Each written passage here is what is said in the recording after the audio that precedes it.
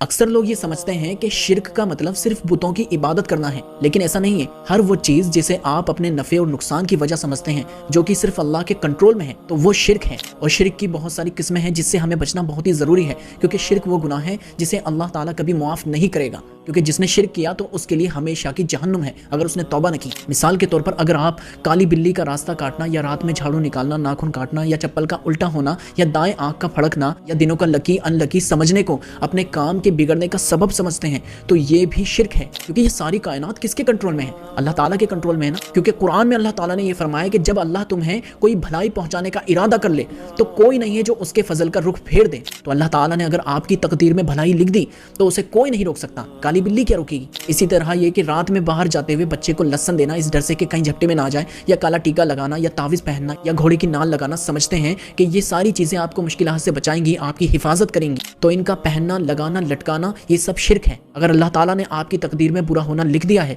तो उसे कोई नहीं रोक सकता। अगर आप मज़ार पर जाकर उन बाबों से दुआ मांगते हैं, या मन्नत का लच्छा बांधते हैं, या घरों में चिराग लगाते हैं, ये सब भी शिर्क होगा। क्योंकि कुरान में अल्लाह ताला फरमाता है, भला बताओ तो मुश्किल में घिरे हुए शख्स की पुकार को कौन सुनता है और उससे तकलीफ को दूर कर देता है? क्या अल्लाह के सिवा कोई और खुदा भी है? हाँ, ये जरूरी नहीं है कि दोस्त से मदद मांगना शिर्क हो। दोस्त अगर जिंदा है, सामने मौजूद है, तो आप उससे पैसे की मदद ले सकते हैं, क्योंकि अल्लाह ताला के दिए हुए असबाब हैं। लेकिन अगर आप मरे हुए दोस्त से मदद मांगते हैं तो ये शिर्क होगा, क्योंकि अब वो कुछ नहीं कर सकता। सो देखें, अगर आप अल्लाह को मानते हैं तो आपको ये भी मानना होगा कि अल्लाह ही सबका मालिक है और हर चीज का कंट्रोल उसी के पास है। जिंदगी, मौत, बीमारी, शिफा, औलाद, हर चीज उसके हाथ में है। ये है असल तौहीद।